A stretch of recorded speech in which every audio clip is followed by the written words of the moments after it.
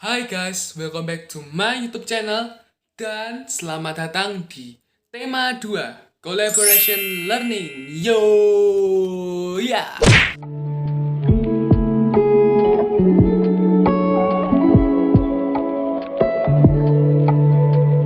Hai guys, perkenalkan nama aku.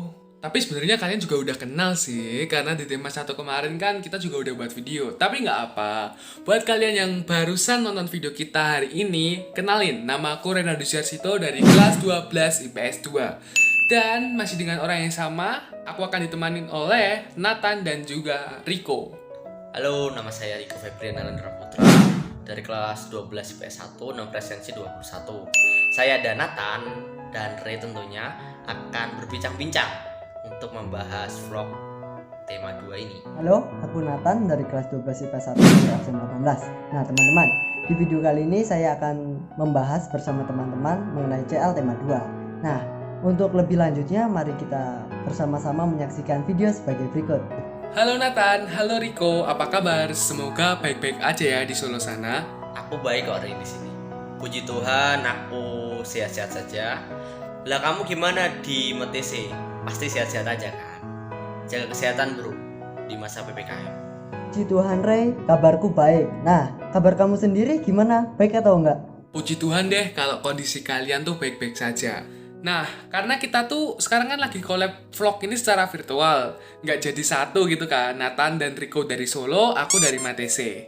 Ya karena kan kondisi lagi covid, lagi corona kayak gini. Jadi kita memutuskan untuk collab secara virtual supaya meminimalisir terjadinya penularan covid.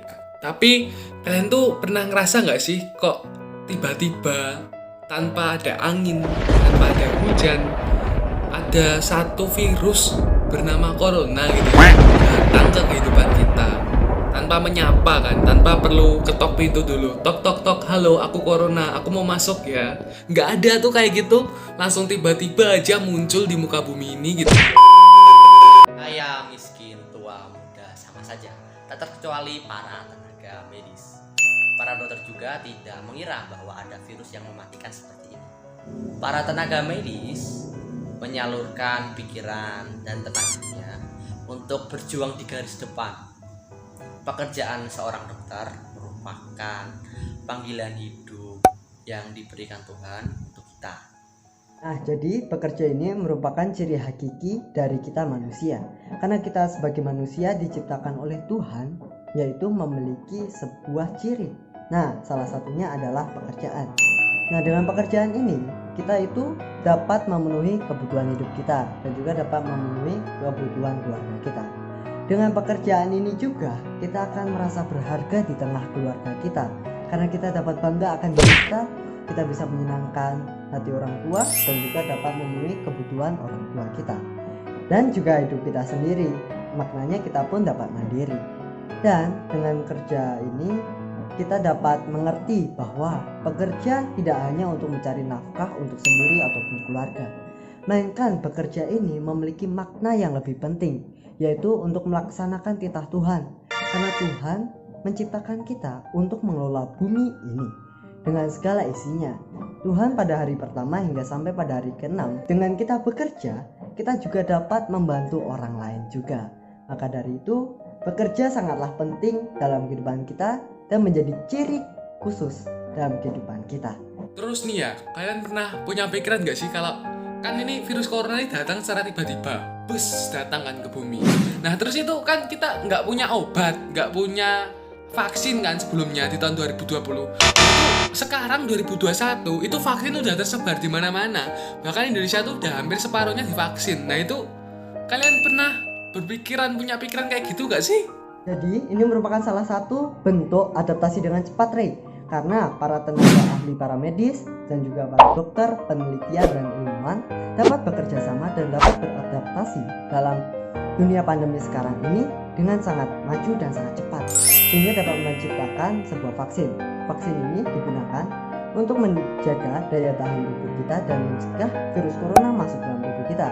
Bisa kita bayangkan, jika vaksin ini tidak terbuat pada zaman sekarang, sudah dipastikan bahwa akan banyaknya timbul korban jiwa dan orang-orang yang kita sayangi pun akan juga menghilang dari kehidupan kita. Maka dari itu, bukan hanya dokter dan tenaga ahli paramedis saja yang bisa beradaptasi, melainkan kita juga harus bisa dong beradaptasi agar kita juga dapat mengikuti zaman sekarang ini dengan mematuhi protokol-protokol kesehatan, agar kita juga dapat mencegah virus corona ini agar tidak masuk dalam tubuh kita. Nah, benar banget tuh Tan. Jadi adaptasi dengan kondisi seperti sekarang ini memang sangatlah penting. Kita harus merespon dengan cepat peristiwa-peristiwa yang terjadi di sekitar kita. Percayalah bahwa kehidupan kita akan terus berkembang. Jika hal itu terjadi, maka kita akan dihadapkan dengan suasana-suasana baru, dan itu mengharuskan kita untuk beradaptasi. Aku setuju banget kalau adaptasi itu merupakan hal yang sangat penting di lini kehidupan kita ini. Sama nih ya seperti bangsa Indonesia pada zaman dahulu ketika pasca kemerdekaan. Nah, bangsa Indonesia tuh kalau udah merdeka itu bukan kok berarti udah selesai masalahnya. Masih ada masalah baru yang harus dihadapi bangsa Indonesia.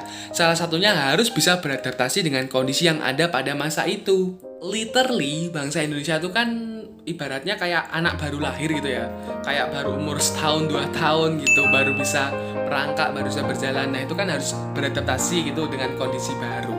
Nah bangsa Indonesia itu juga seperti itu, karena ketika awal kemerdekaan kita ini belum punya yang namanya mata uang dan lain-lain gitu kan, belum ada. Nah baru dibuat ketika demokrasi terpemimpin gitu. Nah pada masa-masa demokrasi terpemimpin ini itu terjadi satu peristiwa yang cukup memilukan ya bagi bangsa Indonesia. Dan peristiwa tersebut sekarang itu dikenal dengan nama G30 SPKI. G30 SPKI ini menjadi saksi gugurnya 7 pahlawan revolusi Indonesia. Dan juga setelah peristiwa G30 SPKI ini, kondisi politik dan juga kondisi ekonomi bangsa Indonesia itu hancur, porak-poranda, tidak stabil. Nah, tetapi dari setiap kejadian itu pasti selalu ada yang namanya hikmah atau peluangan. Nah, dari peristiwa G30 SPKI ini, kita bisa melihat bahwa ideologi kita, yaitu Pancasila, itu menjadi lebih kuat lagi. Karena teruji gitu loh, tahan banting. Sudah dimasuki ideologi komunisme, tetapi masih bisa bertahan gitu. Akhirnya dari peristiwa G30 SPKI ini membuat para rakyat Indonesia itu menjadi kurang percaya terhadap Presiden Soekarno pada waktu itu. Dan otomatis kewibawaan beliau tuh semakin lama tuh semakin hilang. Dan puncaknya adalah demonstrasi besar-besaran pada tanggal 10 Januari 1966, yaitu ada beberapa tuntutan rakyat. Masa Indonesia sekarang berarti nggak jauh beda ya Re sama masa Indonesia zaman dulu. Soalnya di masa Indonesia sekarang ini kita juga harus beradaptasi dengan lingkungan yang baru. Contohnya masa pandemi sekarang ini. Ya kan? Soalnya kita juga harus mematuhi protokol 5M seperti mencuci tangan, memakai masker, menjaga jarak, menjauhi kerumunan, dan juga membatasi mobilitas. Berarti dibutuhkan suatu adaptasi dalam menghadapi lingkungan yang baru ya, Re? Bener banget Nathan, jadi kita harus bertransformasi atau beradaptasi dengan lingkungan yang ada sekarang. Misalkan ya kita masih jadi kayak batu gitu ya, keras kepala. Kita nggak mau pakai masker, kita nggak mau vaksin, kita nggak mau menjaga jarak, kita nggak mau mencuci tangan. Ya wes saja, mati aja sana gitu loh. Karena kan virus corona ini bahaya banget gitu loh. Ya boleh dikatakan tuh bahasa kasarnya, don't change, you die. Kita sebagai manusia harus maju mengikuti zaman. Dunia berubah setiap tahunnya. Tahun 2006 tidak ada yang mengira bahwa perusahaan teknologi Apple akan sebesar sekarang. Pada 10 tahun yang lalu, kita masih menggunakan HP yang masih berupa pencetan. Tidak ada smartphone seperti saat ini. Namun jika kita lihat dunia sekarang, smartphone seolah-olah menjelma menjadi barang pokok di kehidupan manusia. Bener banget kok, ini semua terjadi karena adanya perkembangan ilmu pengetahuan dan teknologi atau yang sering kita sebut iptek terjadi dengan sangat pesat. Nah, bisa kita akui bahwa perkembangan iptek ini sudah terjadi di berbagai negara, salah satunya di berbagai sektor Indonesia. Salah satunya kemajuan iptek itu di bidang ekonomi. Kalau di Indonesia sendiri ya mungkin belum semaju di Amerika, di Singapura, di Jepang atau di Korea. Ya belum semaju mereka, tetapi ya lumayan lah kalau di Indonesia. Bahkan nih aku bisa berani menyebutkan bahwa 10 tahun mendatang dari sekarang itu mungkin saja profesi akuntan tuh udah nggak ada. Nah, profesi akuntan ini nantinya akan digantikan oleh AI atau Artificial Intelligence. Ya, ini semacam mesin lah ya untuk menghitung-hitung akuntan atau harus keluar masuknya uang di satu perusahaan. Nah, itu udah pakai sistem jadinya. Mesin-mesin ini nantinya tuh bisa memecahkan soal-soal akuntansi itu loh guys, kayak persamaan dasar. Misalkan harta sama dengan utang plus modal. Nah, itu gampang banget. Di mesin tuh udah terprogram. Jadi ya udah kita tuh cuma tinggal beli mesinnya itu, ditaruh di perusahaan, udah jadi.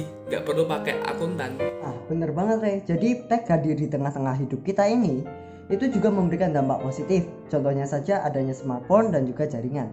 Nah, dengan kedua ini kita semakin diperluas akan informasinya dan juga kita dipermudah untuk mencari sebuah informasi. Nah, namun Rey, tidak selalu pengguna iptek menggunakan iptek itu dengan baik. Melainkan di zaman sekarang ini banyak sekali pengguna iptek menggunakan iptek dengan cara yang salah, sehingga menyebabkan kabar buruk atau menyebabkan dampak negatif. Contohnya saja ada penyebaran berita hoax di mana-mana. Nah, dengan hal ini pasti sudah ada bumerang di dalam negara kita yang menyebabkan sebuah kebencian. Nah, dari kebencian ini jika terus dipertahankan dan tidak diperbaiki, sudah dipastikan adanya perpecahan satu antara yang lain, sehingga kesatuan dan persatuan wilayah Indonesia dapat terpecah belah. Nah, maka dari itu kita sebagai pemuda harus menggunakan iptek dengan baik. Iptek ini juga dapat membantu kita dalam berkomunikasi antar pulau ke luar pulau. Contohnya, kita saat berada di Pulau Jawa dan kita juga bisa berkomunikasi dengan pulau di luar Jawa, sehingga iptek ini juga dapat mempermudah kita dalam hal komunikasi. Nilai kebinekaan seharusnya bisa ditumbuhkan di sini. Iptek seolah menjadi jembatan kita dalam berkomunikasi. Komunikasi yang intens ini akan mempererat tali persaudaraan kita. Nah, kita juga harus bisa menyaring berita-berita yang beredar, apakah itu berita benar atau hanya hoax semata. Nah, jangan mau dikendalikan oleh teknologi, namun kendalikanlah teknologi itu. Jika kita tidak bisa beradaptasi, maka kita yang akan dirugikan. Perkembangan teknologi ini juga dirasakan di dunia pekerjaan. Ketika kita mau mendaftar bekerja gitu ya, kita kan perlu yang namanya surat lamaran pekerjaan kan. Nah, ketika kita membuat surat lamaran pekerjaan itu diperlukan yang namanya laptop untuk membuat itu. Laptop kan juga teknologi kan, makanya perlu teknologi. Selain memerlukan teknologi ketika membuat surat lamaran pekerjaan, itu juga diperlukan ketelitian. Seperti contoh simpelnya adalah ketika kita menentukan jenis format yang akan ditulis, format surat ya, format surat. Misalkan block style, semi block style atau block style. Nah, itu kan kita harus milih dulu nih, mana ya yang mau dipilih, atau ada nggak ya ketentuan dari perusahaan yang akan kita lamar. Nah, maka dari itu bisa kita simpulkan bahwa teknologi digital ini sekarang sangatlah pesat perkembangannya. Maka dari itu kita harus beradaptasi dengan cepat dan juga kita harus dapat mengambil bagian, harus berani mengambil bagian dalam kemajuan iptek ini. Bisa dikatakan ya kalau peluang teknologi itu untuk tumbuh itu udah 100% atau satu persatu. Karena udah pasti masa depan adalah teknologi, teknologi adalah masa depan. Jadi kita harus bisa beradaptasi untuk bisa terus melangkah maju. Jangan menolak perkembangan zaman. Kita harus dapat beradaptasi dengan apa yang terjadi di dunia ini. Don't be like a dinosaur who failed to adapt to changing time and eventually become extinct.